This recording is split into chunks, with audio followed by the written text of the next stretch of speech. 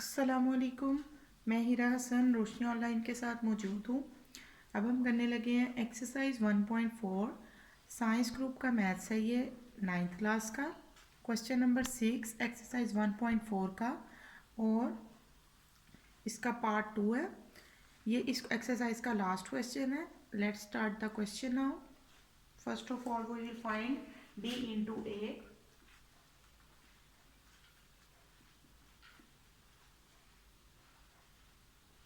पहले हम डी की वैल्यू लिखेंगे,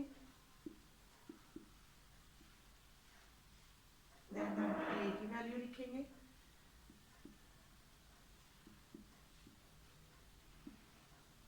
अब हम डी इंटू ए फाइंड करेंगे। First row first column, first row second column. 3 into 4 plus 1 into -1। अब first row second column 3 into 0 plus 1 into 2। अब second row first column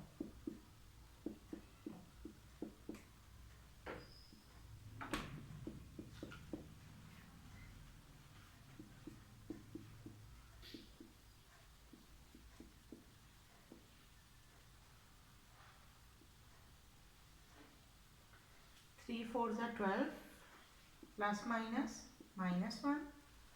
3 into 0 0 plus 2 1s are 2 -8 and -2। ये 0 हो गया और ये 2 2s are 4 हो गया। इसका आंसर हमारे पास आया है 11 2 -10 4। ये हमारे पास आया है डी इंटू ए का आंसर।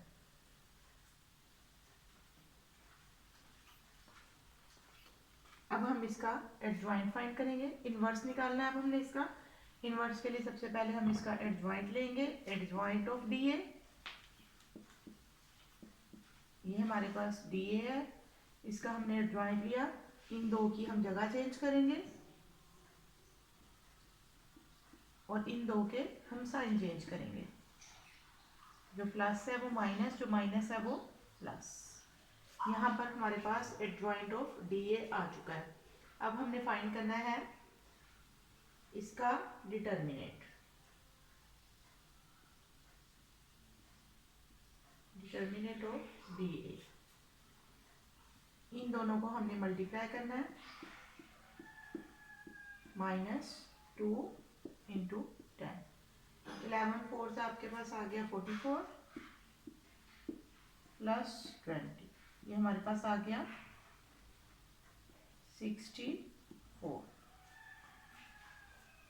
यहाँ तक हमारे पास डी ए का इनवर्स का आंसर आ चुका है, which is equal to adjoint of D A. Adjoint की वैल्यू लिखेंगे हम यहाँ पे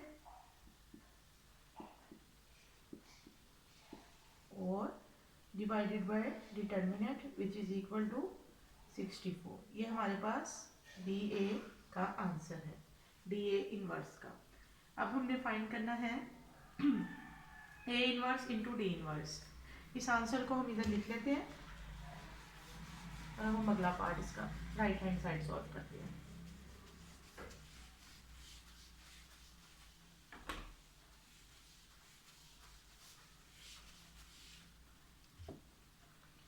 ए इनवर्स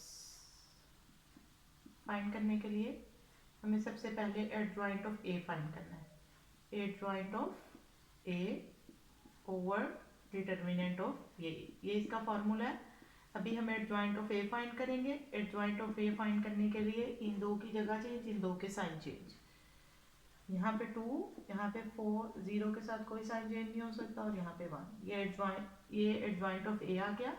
अब हमें डिटर्मिनेंट ऑफ ए फाइंड करना है। डिटर्मिनेंट फाइंड करने के लिए आपने इन दो को मल्टीप्लाई किया, 4 into 2 -0 into -1। इसका आंसर आ गया आपके पास 8, क्योंकि ये 0 है। अब हमारे पास हम इसमें इसे पुट कर सकते हैं। ये हमारे पास आ गया ए इनवर्स का आंसर।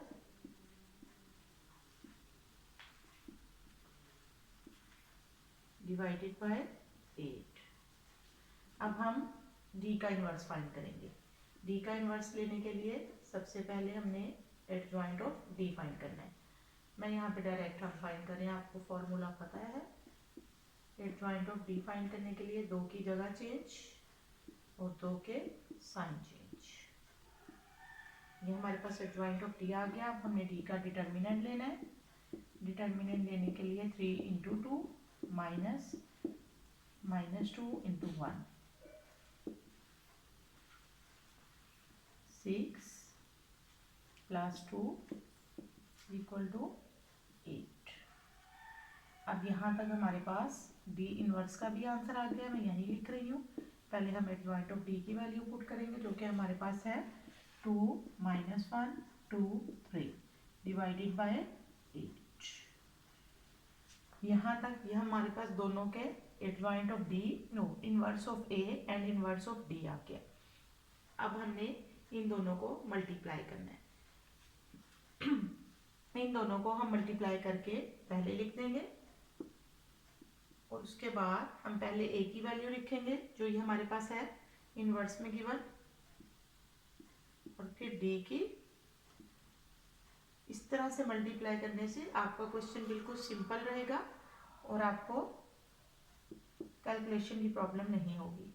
आप एंड में आके 64 को ईच एंड एवरी एलिमेंट से डिवाइड कर सकते हैं। अब हमारे पास फर्स्ट रो आपने 1/64 हर किसी के साथ मैट्रिक्स से पहले लिख लेना है। First row first column 2 into 2 plus 0 into 2। First row second column 2 into -1 plus 0 into 3। अब हमारे पास आ गया है 1 इंटू 2 प्लस 2 इंटू 4। अब हमारे पास आ गया है first row second column 1 into -1 plus 4 into 3। अब हम इसका आंसर देखेंगे क्या आ रहा है। ये 4 आ गया, यहाँ पर हमारे पास -2 आ गया, 2 1 ज़ा 2 प्लस 8 हमारे पास 10 आ गया, और ये हमारे पास 12 - 1 हमारे पास आ गया 11। प्लस का 12 है और ये -1 1 ज़ा 1, 12 में से 1 माइनस करेंगे तो हमारे पास इसका आंसर 11 आ जाएगा, क्योंकि हमारे पास 12 के साथ जो साइन है वो पॉजिटिव है, इसलिए यहाँ पे ये 11 जो है ये भी पॉजिटिव ही होगा। तो ये आप देख सकते हैं कि हमारे पास ये आंसर है A inverse into D inverse का, और ये आंसर है डी इंटू ए इनवर्स का। तो ये हमारे पास दोनों बिल्कुल सेम है। अब हम इसको भी ईच एंड एवरी एलिमेंट के साथ डिवाइड कर दें और इसको भी, इससे कोई फर्क भी नहीं पड़ेगा। 4/64 -2/64 10/64 एंड 11/64। इसे मजीद हम सिंप्लीफाई भी कर सकते हैं।